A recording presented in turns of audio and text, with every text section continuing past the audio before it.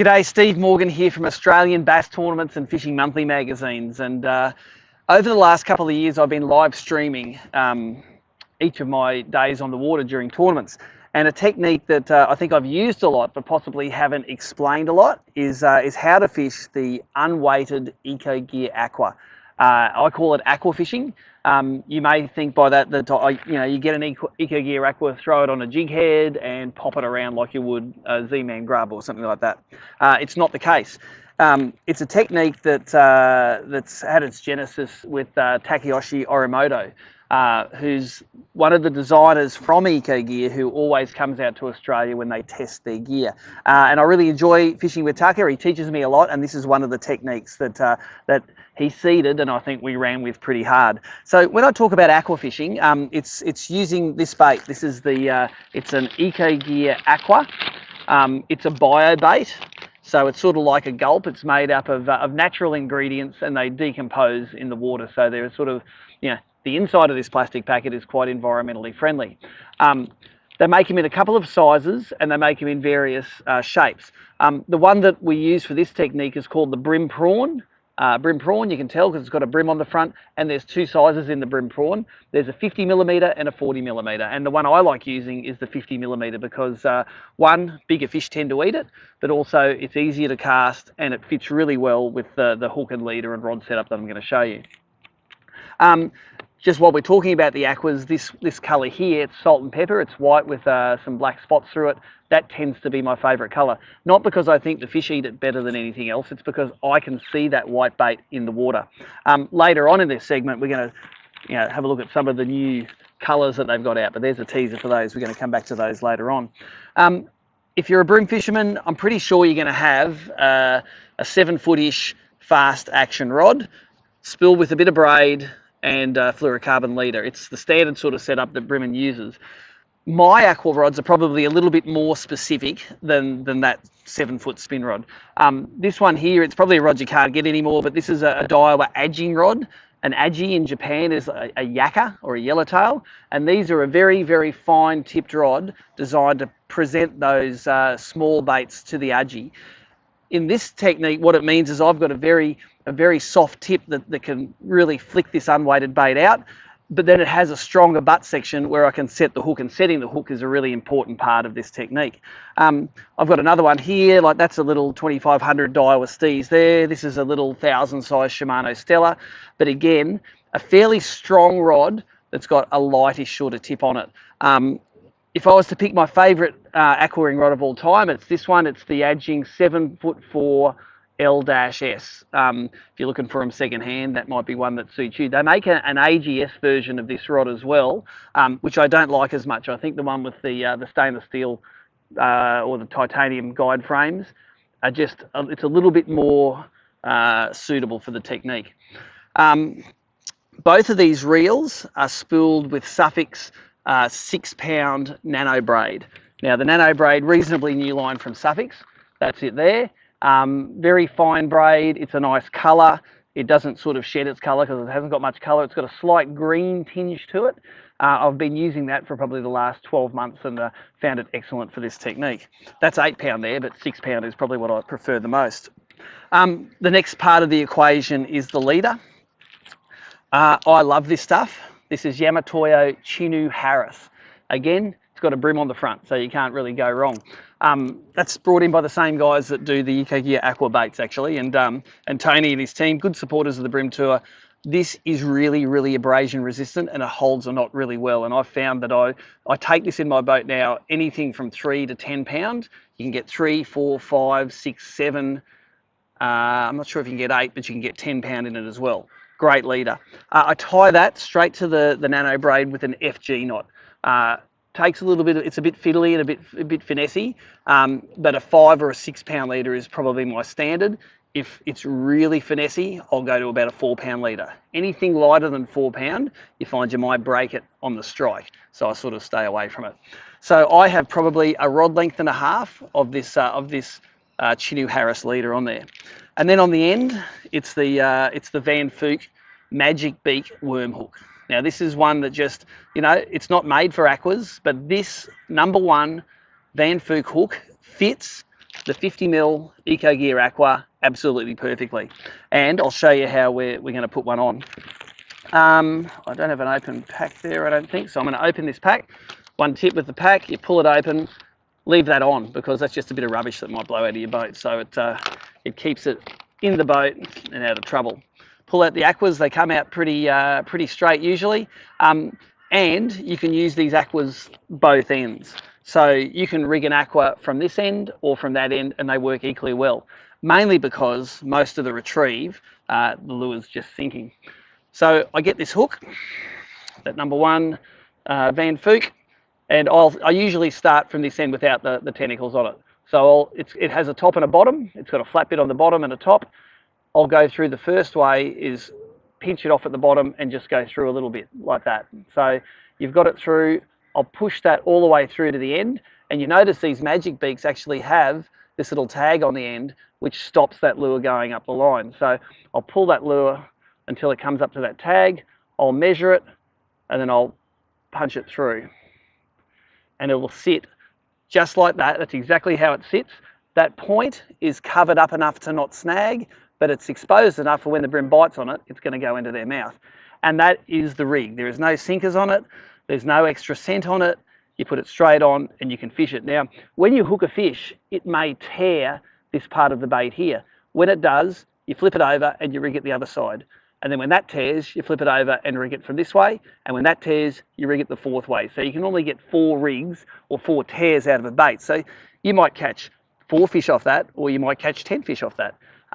But they're about $1.50 a bait in Australia. I like to get the most out of them. And in a good day's fishing, I might go through maybe 2 packs of aqua. And a slow day, I might go through only half a pack. That's how you fish it. In the water, and we'll cut to some cutaway footage, this thing sinks horizontally, and I think that's one of the reasons why the bream like it so much. When a prawn swims in the water, a prawn doesn't swim like this. A prawn swims along, and even when it panics, it flicks this way. So that bait sinking horizontally in the water, sometimes you get a little bit of a wobble to it as it sinks. That straight sink is the secret to aqua fishing. Now we're going to have some cutaway now as we're fishing this, but one of the cool things about this rig is that it skips. So you can skip cast this. If you're not a great caster and can't put it every time in the spot you want, you can skip cast that in. And a skip cast, guess what? It looks just like a prawn flicking across the top of the water. So if you skip cast into a pontoon, it taps the pontoon and then sinks down. That's a really natural presentation. Like a lot of bream fishing, one of the secrets to aqua fishing is laying your line down properly. So if you make a cast, but then let your line billow out in the wind so it makes a big semicircle between you and the lure, you're not going to feel bites. It's going to drag that lure away and actually pull it away from where the fish are. The fish really like this bait to be sinking without any sort of forward or backward movement on it. And to lay your line down, I'll normally, as that cast finishes, whether it's skipping in or whether it's landing from a normal cast, just as it's hitting the water, I'm going to stop that line with my finger. That line will straighten out, and then I will actually physically lay that line down on the water. So that if the wind's blowing, it's not going to put that big curve in the line. Now, the fact that I've got this light coloured braid on, guess what? That's a really good strike indicator. So as I skip that lure in, or as I land that lure in there, I can see that lure sink in the water. And if it's a clear day like today, I might see it sink for 3 or 4 feet before I lose sight of that bait. Now, when I lose sight of that bait, my leader knot becomes the strike indicator. So that join between the fluorocarbon and the main line, that's what I'm going to be watching. All I'm looking for is for that bait to either disappear, a bream to swim up and actually eat it, or that line to twitch, and I'm going to take up the slack and give it a really good strike. They're not going to spit this out usually very quickly. A bream's going to suck that into their mouth, and they will sort of chomp on it, and it tastes natural to them. So you actually have a little bit of time before you strike. So instead of panic striking with a lot of slack in the line, you want to, take the slack down and give it a good hit. And if you can break 6 pound on the strike on a bream rod, you're a bit of a genius, and you probably got your drag set a little bit high. But definitely strike that bait hard. One of the cool things about fishing these Ecogearaqua in tournaments is you can nearly avoid the little bream. So if a little bream comes along, he can't fit all of that in his mouth at once. he will normally grab it across like this, and what you see is the bait swimming around with the brim hanging on, but you'll see a bit of white out of each side of his mouth. Never strike when you see that. I often will see that little brim swimming around, and I'll just give the line a bit of tension and just sort of pop it out of his mouth, or pull it out of his mouth, or give him enough tension so he lets it go.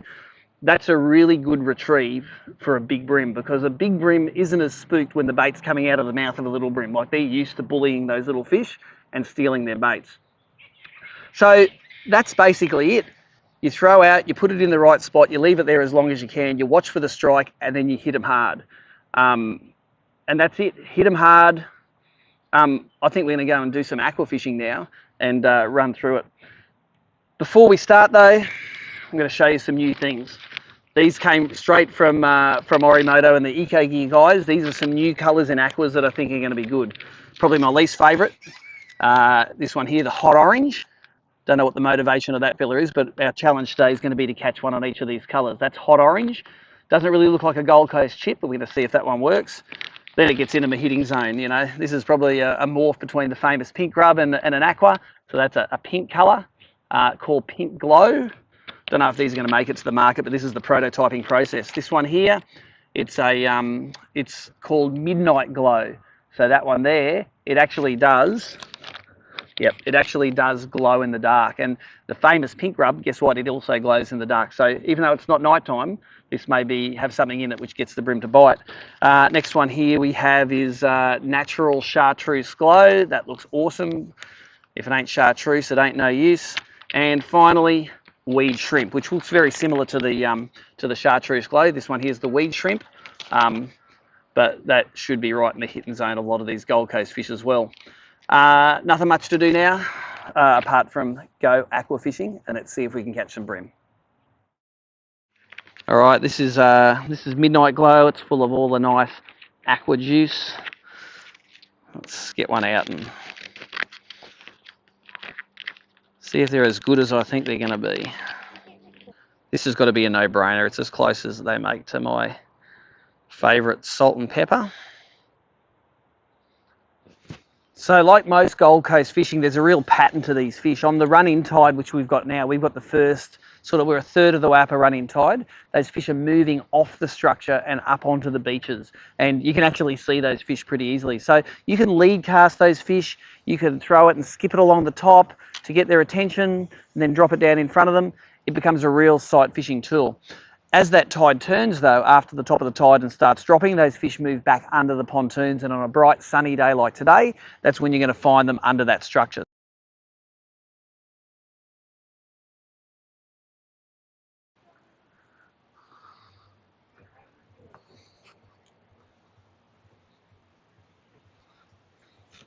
There he is. 2 casts into the morning. And he's not a giant, but that's the old Midnight Glow. 2 casts. And that's a pretty small fish, but he's got that hook pinned right in the corner of the jaw. So bait number 1, successful. All right, so Midnight Glow, success. Let's go with the next one. Let's try Weed Shrimp. Weed Shrimp is a sort of a light greedy sort of colour. You can tell these baits are all prototypes. Sort of might be hand built. Probably took a Japanese scientist half a day to build this. There he is. Weed Shrimp ready to go.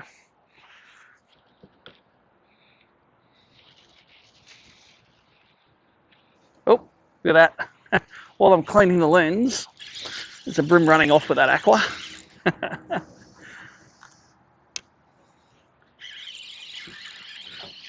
And that is how you catch the first fish on the weed prawn, or the weed shrimp, or whatever it was. I think they're going to run through these colours pretty quickly. Weed shrimp, 1.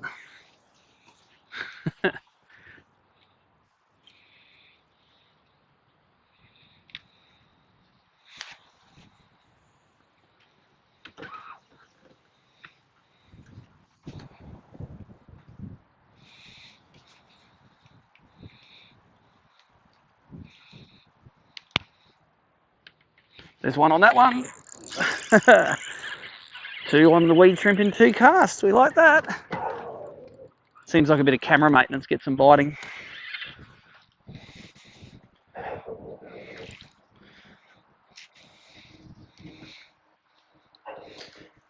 This new Ecogearaqua colour is making it too easy. And this isn't the middle of summer, by the way. We're filming this in August. This is as cold as the water gets for the year. There are basically no prawns around. And that thing scoffed it. Time for the next colour. Colour number 3, Natural Chartreuse Glow.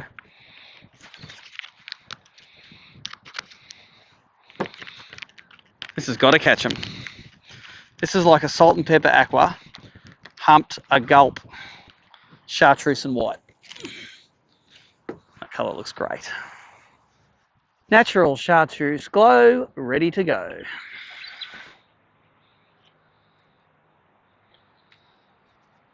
Oh, look at that one. Hits the water, gets scoffed. Oh, I don't know if I count that one or not. What happens when your hook goes through the eye? Actually pulled out of that magic beak hook. That's only the second time that's ever happened, Matt. Natural Chartreuse Glow. Nothing natural about it, but it is chartreuse. Let's go catch one on here.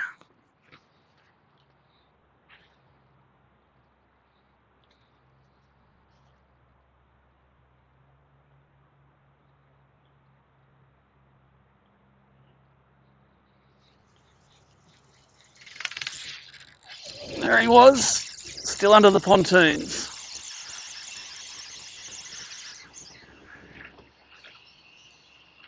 They're getting bigger. The Chartreuse Glow. Don't mind if I do, he says. This is easy. All right, here we go. Next one, Pink Glow. Got 5 of these. Some of them only had 3 in the packet. They were the higher degree of difficulty, but in we go. What could possibly go wrong with that? There you go. See how the pink goes.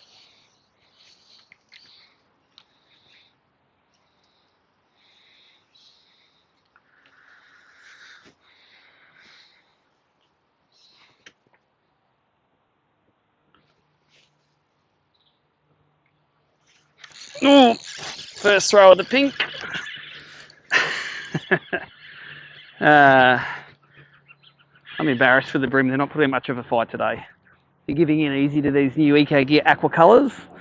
One cast with the pink. One fish. Now let's get right out of my comfort zone. Hot orange. Orimoto, what were you thinking of when you made this? Have I not taught you anything? As usual, this will teach me something. Hot orange in an aqua. See if we can catch 3 off one pontoon. Oh, there you go. The hot orange got bit, but I didn't strike it properly. It took a long time to get that thing bit, actually. I'm not thinking this is going to be my go-to colour. Sorry, Orimoto, you can't get goals every time. But I'm going to persevere till I catch something on this. All right, I've thrown this thing around for about 15 minutes, had a few bites, no real takes. I'm just going to do an experiment and put one of the other colours back on and see how long it takes me to catch a fish. Maybe colour really does make a difference in these things. Let's go back to pink. I only had 1 cast with the pink. I caught 1 fish, so let's give it another crack.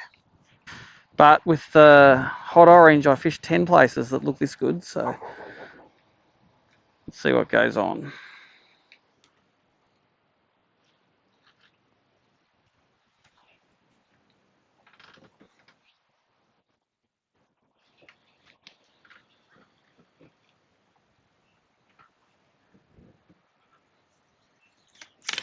Oh, up along the beach. There it was. Back on the pink and the action's back on.